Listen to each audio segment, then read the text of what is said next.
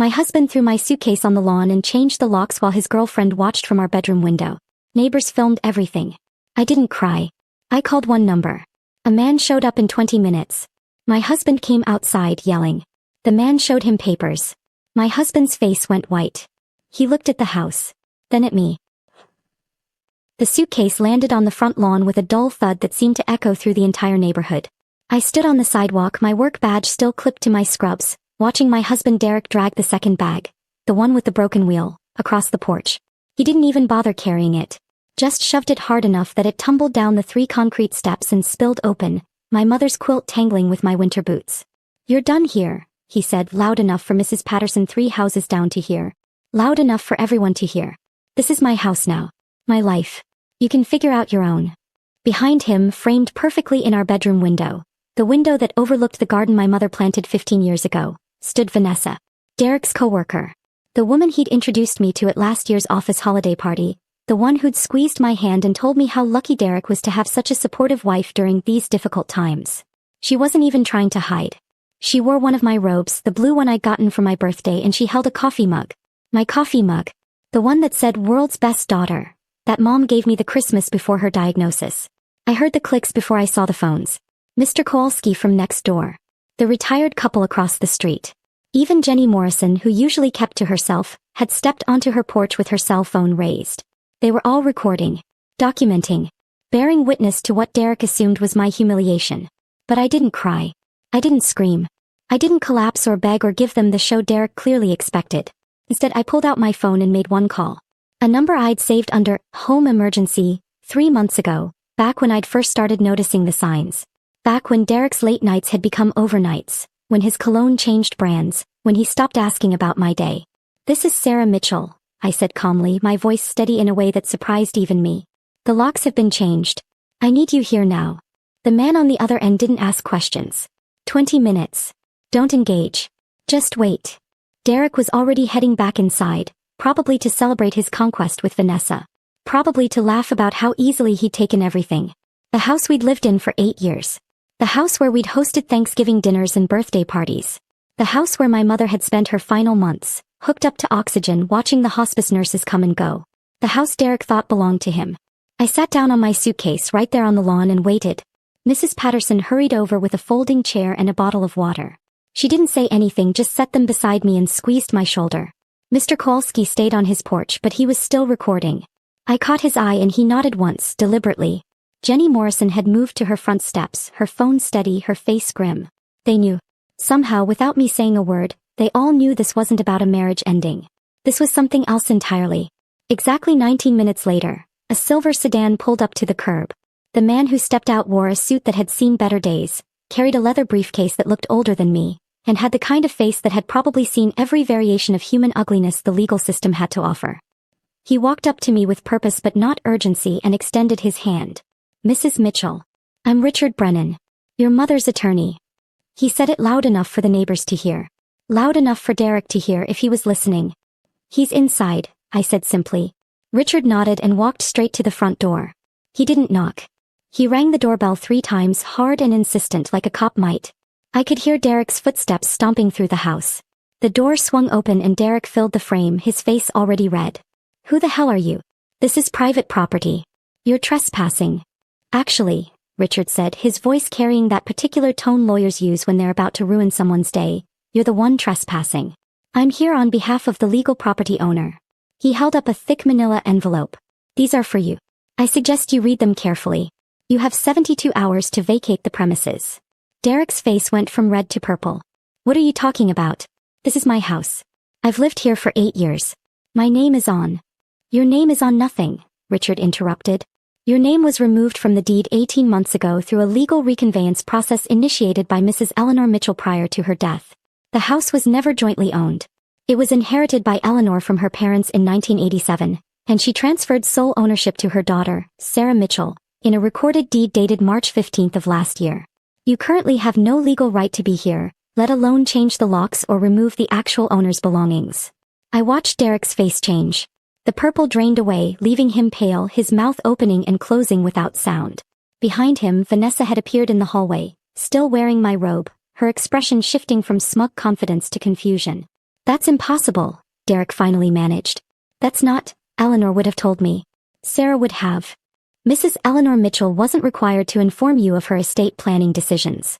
And given the documentation we have regarding your activities during her final illness, I'd say her discretion was both warranted and wise. Richard pulled out a second sheet of paper. This is a temporary restraining order, effective immediately. You are not to dispose of, damage, or remove any property from these premises beyond your personal clothing and effects. Any violation will result in immediate arrest.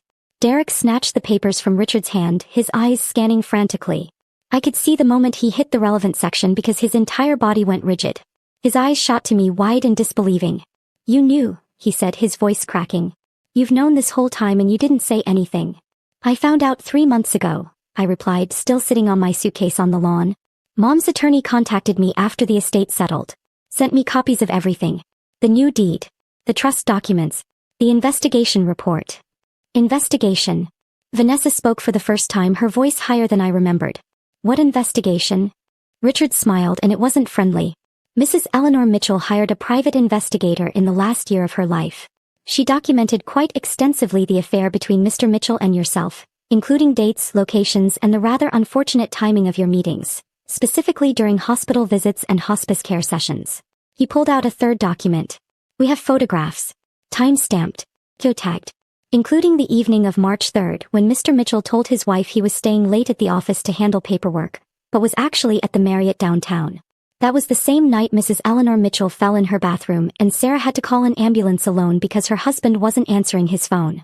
The silence that followed was absolute. Even the birds seemed to have stopped chirping. Derek's hand holding the papers was shaking. He looked at the house, then back at me, then at the papers again. How much of this did Eleanor know? He asked, his voice barely above a whisper. All of it, Richard answered. She knew for approximately 6 months before she passed. She watched you pretend to support your wife while betraying her. She documented your financial negligence, your emotional abandonment, and your continued deception. And then she made absolutely certain you would never be able to take anything else from her daughter. Derek stumbled backward, bumping into Vanessa, who wrapped her arms around herself. My robe, my mother's gift, suddenly looked obscene on her. There's more, Richard continued, and I heard the shift in his tone. This was the part even I didn't know about yet. Mr. Mitchell, we've also uncovered some concerning financial irregularities that need to be addressed. Over the past 3 years, you've attempted to take out several loans using this property as collateral. Derek's face, which had started to regain some color, went white again. That's standard. Homeowners do that all the time. Homeowners who actually own the home, yes. But you didn't own this home. Which means you forged property documents. Specifically, you forged Mrs. Sarah Mitchell's signature on a refinance application 2 years ago, and on a home equity loan application 14 months ago. The lenders are being notified as we speak, and they'll be looking to you personally for repayment. We're looking at approximately $127,000 in fraudulent loans. The words hung in the air like smoke. I felt my breath catch. $127,000. Derek had been stealing from the house. From me. From my mother's legacy. And I'd had no idea. I needed that money, Derek said, but his voice had lost all its fight. The business had some setbacks. I was going to pay it back. I was fixing things. By forging your wife's signature? By committing fraud. Richard's voice was ice. Mr. Mitchell, those lenders are going to pursue you personally. This isn't going to disappear. And given that Mrs. Eleanor Mitchell caught you in the act, yes, she knew about that too, she restructured everything to protect her daughter from your financial crimes. I stood up slowly, my legs unsteady. Mom knew. She knew he was forging my name. Richard turned to me and his expression softened just slightly. She found the documents in January of last year. You were at the hospital overnight with her, remember? She'd asked Derek to bring her some papers from her home office. He apparently took that opportunity to search for financial documents.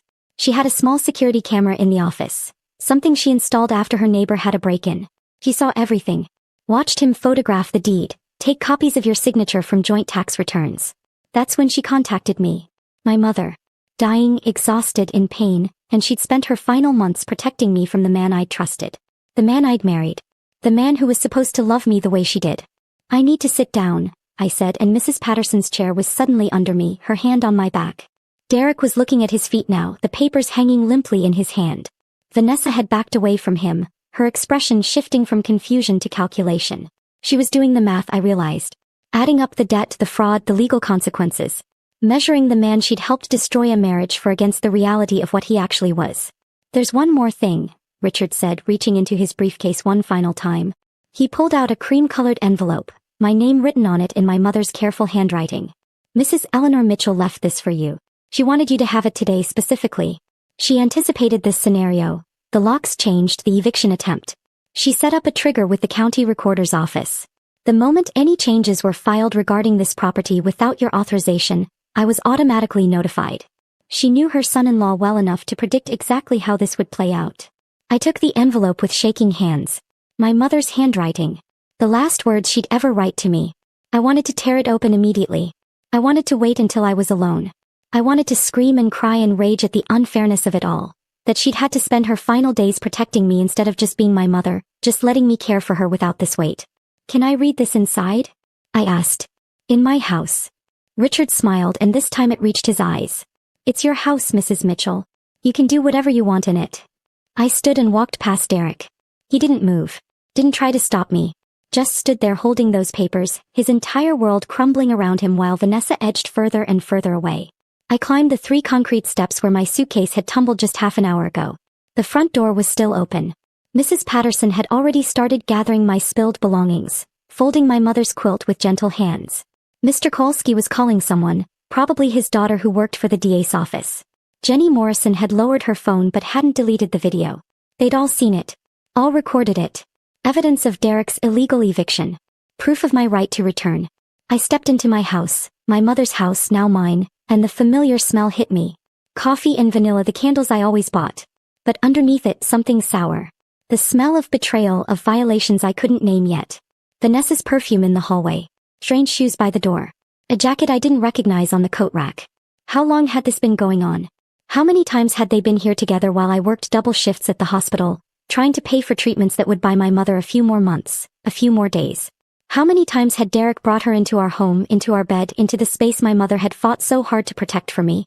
I walked through the living room, past the couch where Mom had spent her final weeks when the stairs became too difficult, past the bookshelf full of her favorite novels, the ones she'd read to me as a child and then again when she could no longer hold the books herself, into the kitchen where we'd had our last real conversation, where she'd held my hand and told me she was proud of me, that I was stronger than I knew. She'd known then. Known about Derek, about Vanessa, about the forgery. And she'd smiled at me and told me I was strong enough to handle what was coming.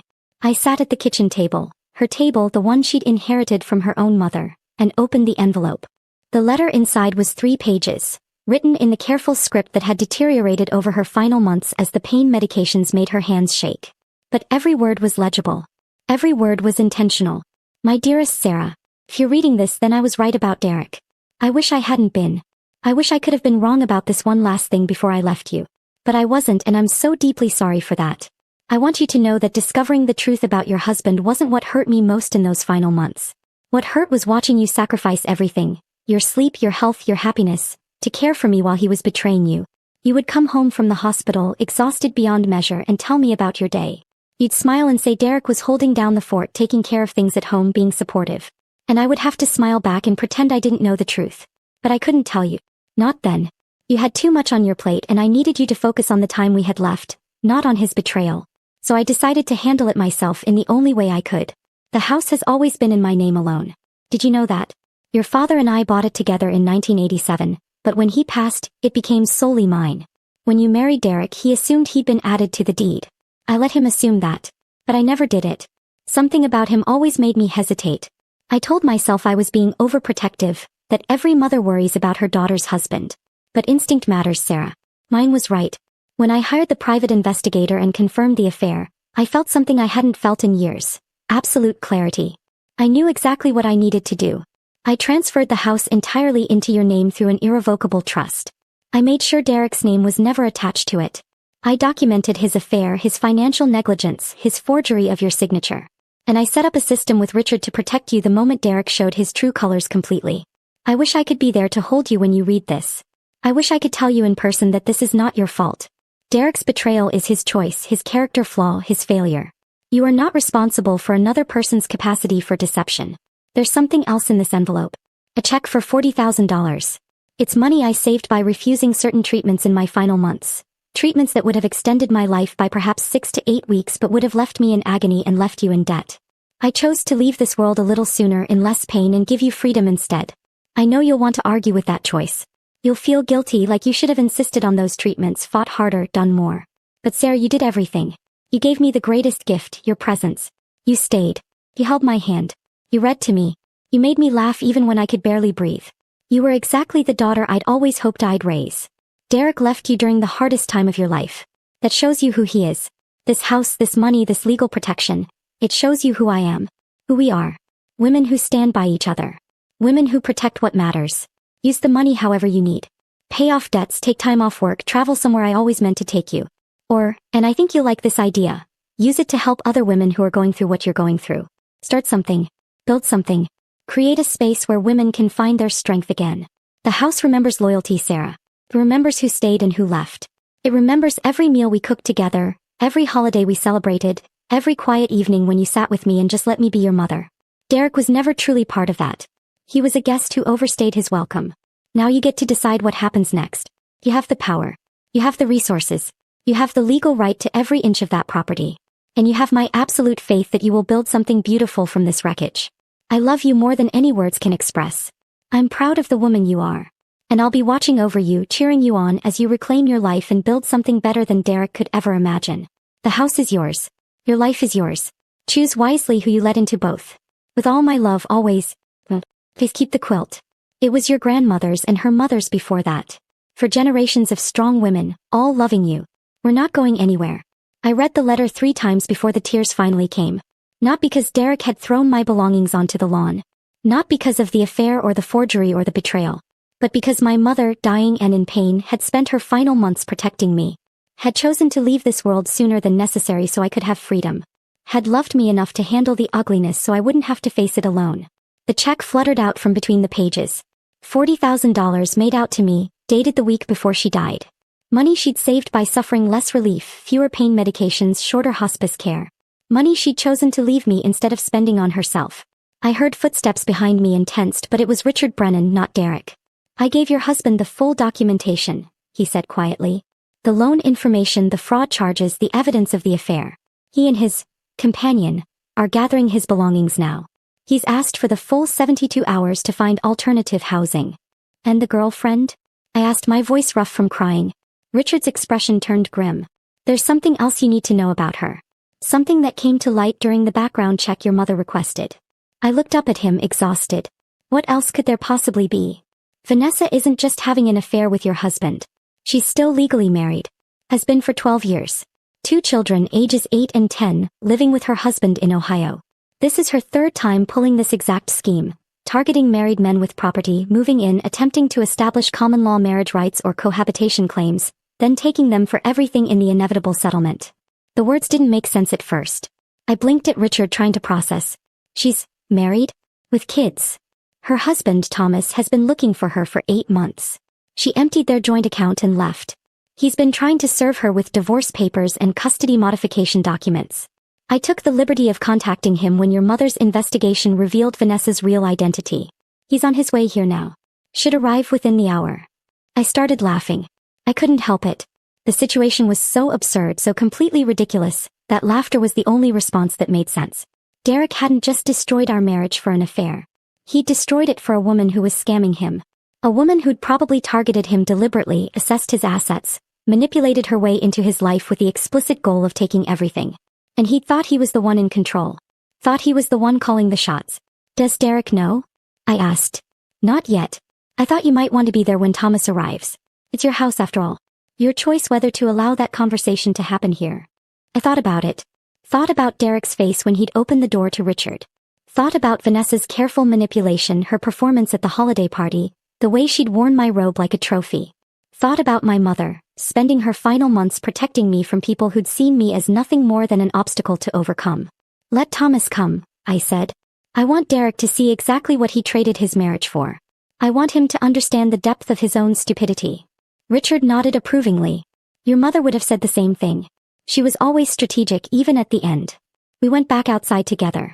Derek had piled his clothes into garbage bags. Apparently he hadn't thought to keep suitcases here, and was loading them into his car. Vanessa stood by the front door, still wearing my robe, her face tight with calculation. She'd heard Richard mention the fraud charges. She was probably already planning her exit strategy, figuring out how to distance herself from Derek's legal troubles. The neighbors were still watching. Mrs. Patterson had brought me my suitcases carefully repacked. Mr. Kowalski had made coffee and was sharing it with Jenny Morrison. They'd formed a protective semicircle around my property line, witnesses to whatever came next. Derek slammed his trunk closed and turned to face me. Satisfied, he spat. You get the house. You get everything. I hope it was worth destroying our marriage over. I didn't destroy anything, I replied calmly. You did that all on your own. I just stopped pretending not to notice. Your mother poisoned you against me. She never liked me, never gave me a chance. My mother died protecting me from you, I interrupted. She spent her final months gathering evidence of your betrayal instead of just resting. She chose to suffer more so I could have less debt and more freedom. She loved me enough to handle the ugly truth alone so I could focus on being her daughter. You couldn't even manage to be faithful while I was helping her die. Derek's mouth worked soundlessly. Vanessa had edged toward her own car, a small sedan I'd never seen before. She was calculating her escape, I realized. Probably already composing the story she'd tell the next Mark, the next married man she'd target. That's when the pickup truck pulled up. The man who got out was tall, broad-shouldered, with the exhausted look of someone who'd been searching too long for something they'd lost. He had 2 children with him, a boy and a girl, both elementary school age. They stayed in the truck, but I could see their faces pressed against the windows, searching. Vanessa, the man said, his voice rough but controlled. We need to talk. Vanessa went absolutely still. All the calculation, all the confidence drained from her face in an instant. She looked between Thomas, Derek, and the truck with her children inside, and I watched her realize there was no way out. No story that would work. No manipulation that would save her. Who the hell is this? Derek demanded, looking between Thomas and Vanessa. Vanessa, who is he? My name is Thomas Morrison, the man said, pulling out a folder from his truck. I'm Vanessa's husband. Have been for 12 years. These are our children, Emma and Jack. And these are divorce papers and custody modification documents I've been trying to serve her for 8 months. The silence was deafening. Derek's face cycled through confusion, disbelief, shock, and finally comprehension. He turned to Vanessa slowly. You're married, he said flatly. You have kids. It's not what you think, Vanessa started, but Thomas cut her off. It's exactly what he thinks. This is what you do, Vanessa. You find married men with assets, move in with them, establish residency, then claim common law marriage or cohabitation rights when things fall apart. You did it in Ohio before we got married. You did it in Pennsylvania 3 years ago. Yes, I found out about that. And now here. You were never going to stay with him, Derek. You were going to take him for everything and move on to the next one. Derek stumbled backward, his hand going to his chest like he'd been struck. You told me you loved me. You told me we were building a life together. You told your wife you were working late while you were with me. Vanessa shot back, her voice turning vicious now that her cover was blown. You're not exactly innocent here, Derek. You wanted this. You wanted someone who made you feel young and important. Well, congratulations. You got exactly what you deserved. Thomas approached Vanessa with the papers. You need to sign these. You need to come back to Ohio and face the custody hearing. Emma and Jack deserve better than this. They deserve a mother who doesn't keep disappearing to scam married men. The children in the truck were crying now. I could see them through the windows, the boy with his arm around his younger sister, both of them watching their mother face the consequences of her choices. My heart broke for them in a way it hadn't broken for myself. They hadn't chosen any of this. They were just collateral damage in their mother's endless pursuit of easy money and stolen lives. Vanessa snatched the papers from Thomas, her hands shaking. Fine. I'll sign them. I'll go back. But I'm not giving up custody. You abandoned them, Thomas said, his voice thick with emotion. You emptied our bank account and left them without a word. The court isn't going to give you anything beyond supervised visitation, and that's only if you're lucky. Derek was still staring at Vanessa like he'd never seen her before. You were using me, he said slowly, the reality finally sinking in. This whole time. Everything you said, everything we did. Oh, grow up, Vanessa snapped, stripping off my robe and throwing it on the ground. Underneath she wore jeans and a tank top, clothes clearly ready for a quick exit. You think you were special? You think what we had was real? You're just another man who thought he deserved more than he had. You were convenient. That's all. She grabbed a small bag from inside the house. Apparently she kept a go bag ready just in case and stormed to her car. Thomas followed her with the papers, his face grim. They had a quick, harsh exchange I couldn't hear, and then Vanessa was peeling out of the driveway, her car leaving rubber on the street. Thomas stood there for a moment watching her go, then turned to Derek. I'd say I'm sorry, but honestly, you helped her abandon her children. You knew she was married. I didn't know, Derek insisted, but his voice was weak. She told me she was divorced, that her ex was abusive. I thought I was helping her escape. She told you what you wanted to hear, Thomas interrupted. Same thing she told the guy in Pennsylvania. Same thing she probably told whoever came before him. You weren't rescuing anyone. You were just easy. Thomas walked back to his truck, his shoulders heavy with exhaustion. Before he climbed in, he looked at me. I'm sorry you got caught up in this. My wife, ex-wife, she destroys lives. It's what she does. I hope you land on your feet. I will, I said and meant it. Take care of those kids. He nodded and drove away. The boy and girl in the back seat turned to watch through the rear window, their faces still tear-stained. I wondered what kind of therapy they'd need. What kind of trust issues they'd carry. How many years it would take for them to feel secure again. Derek stood in the driveway, surrounded by garbage bags full of his belongings, his face the color of old newspaper. All his confidence, all his control, all his assumptions about how this day would go, shattered. He'd thrown my suitcase on the lawn thinking he was the victor. Thinking he'd won. Instead he'd lost everything. The house was mine. His girlfriend was a con artist fleeing from divorce papers and custody battles. He owed over $100,000 in fraudulent loans that would follow him forever. And every neighbor on the street had watched it happen, recorded it, witnessed his complete destruction. I need to go, he said finally, his voice barely audible. I need to figure out where I'm staying. You have 72 hours, Richard reminded him.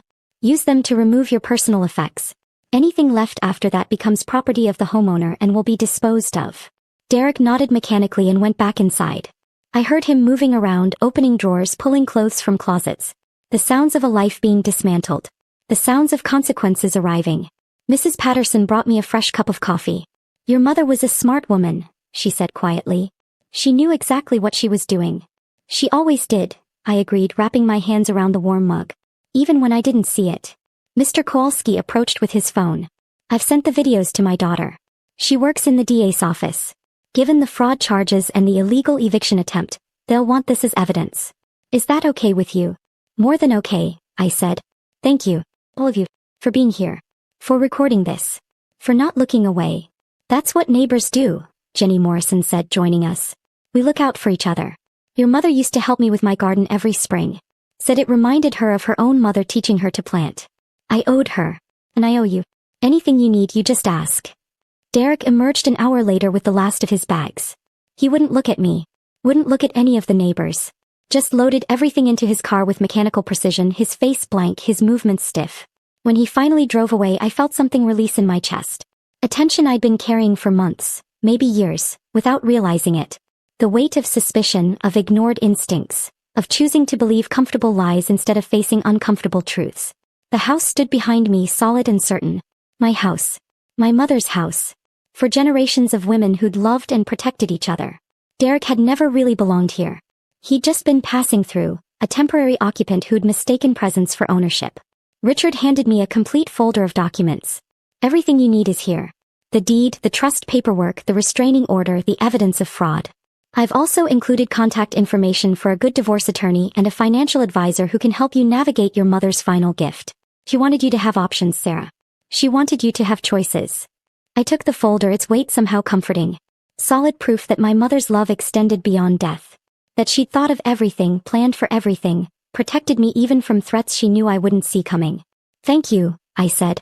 For helping her. For being here today. For doing exactly what she asked. It was an honor, Richard replied. Your mother was one of the sharpest people I've ever met. Even at the end, even in pain, her mind was crystal clear. She knew exactly what she wanted and how to make it happen. You come from good stock, Mrs. Mitchell. Don't forget that. After Richard left, I stood in my front yard for a long time looking at the house. It needed work. The paint was fading. The garden had been neglected during my mother's illness and my long hospital shifts. The gutters probably needed cleaning. But it was mine. Completely, legally, unquestionably mine. And I knew exactly what my mother would want me to do with it. The next morning, I called in sick to the hospital for the first time in 3 years. Then I called my supervisor and asked about the Employee Assistance Program resources. I knew other women at work were going through divorces, dealing with betrayals, navigating the aftermath of marriages that had crumbled. I'd seen them in the break room, exhausted and alone, trying to hold it together.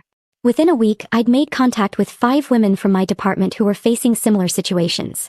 We met at my house, my mother's house, on a Saturday afternoon. We sat in the living room where Mom had spent her final weeks and we talked. Really talked. About the signs we'd missed.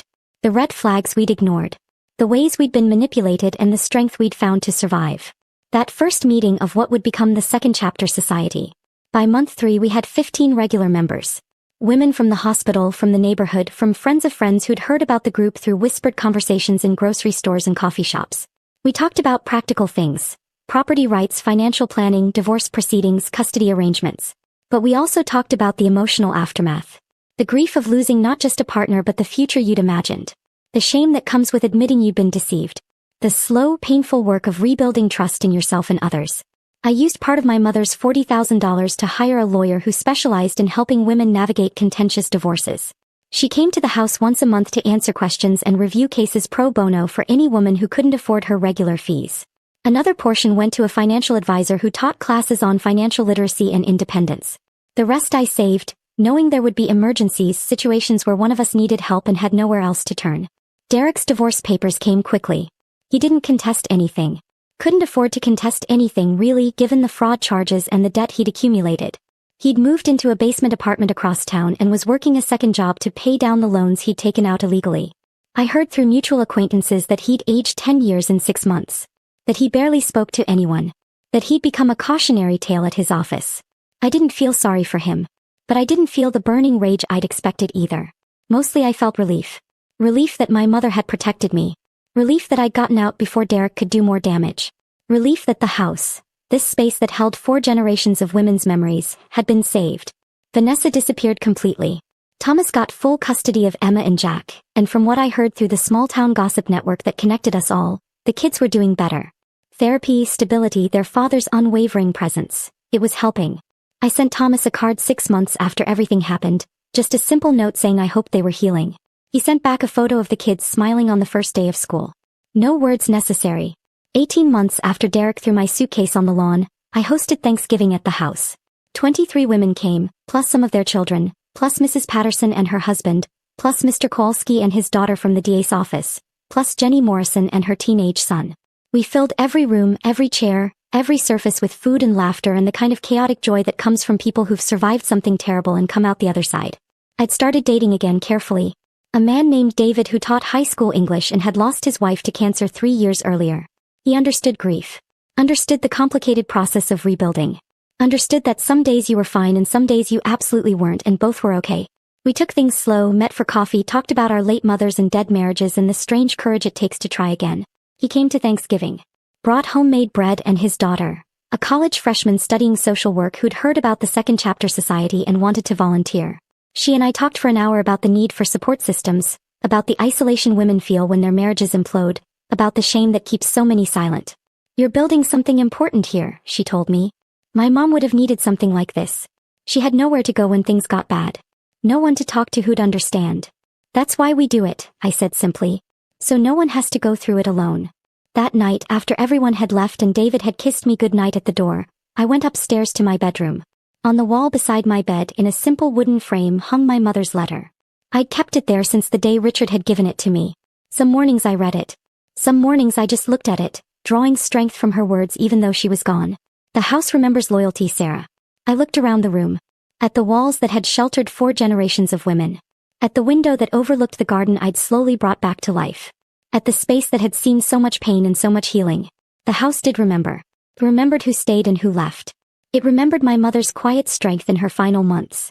It remembered the women who gathered here every week to support each other. It remembered laughter and tears and the slow, steady work of rebuilding broken lives. And it would keep remembering long after I was gone. Another chapter in the story of women who protected each other. Who refused to be defeated. Who chose loyalty, community, and love over the easy lie of someone else's promises. I fell asleep that night thinking about my mother's final words. About power and choices and the legacy of women who fought for each other. About the difference between being someone's victim and being someone's daughter. Derek had tried to take everything. But he'd never understood what mattered.